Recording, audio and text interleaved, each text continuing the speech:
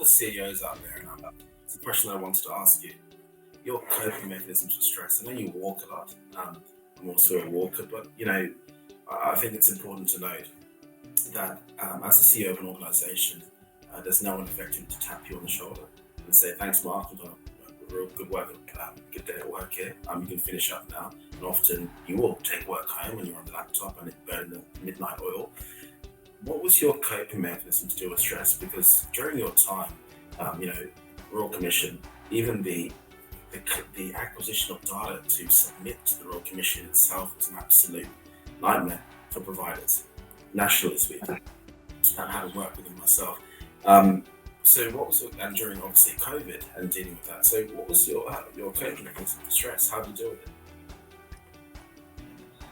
Yeah, it's relentless, that's for sure. And I am a bit of a workaholic. I don't mind working long hours. I don't actually have a separate office. I just keep it all integrated. So I'll be in the car picking up someone, and I'll just pick up my phone and respond to some emails. I'd be sitting watching a movie or something, or a TV show or the news, and I'd be working on a few things at the same time. So parallel streaming everything.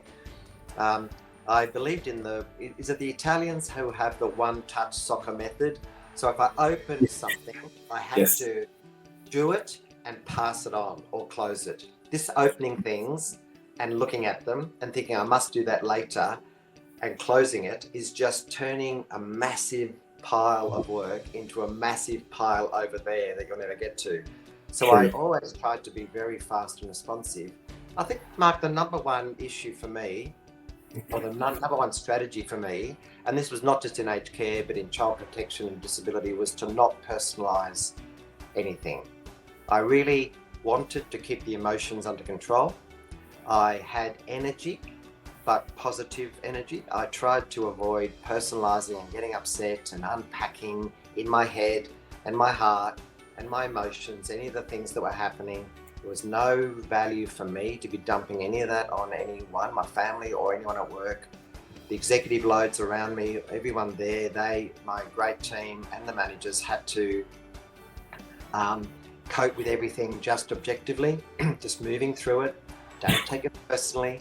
Let's not dump on each other. Let's not exacerbate or exaggerate the issues or dramatise this. So that's really, I think, the only way I kept going. And I think people around me learned some of those tactics too. So that's my number one tip for anyone in executive roles in human services. It's not personal. It's the work. Do it to the best of your ability. But at the end of the day, it's not going to help anyone if you feel stressed and anxious and upset and angry, and all those emotions don't add 1 sense of value to any of it, I don't think.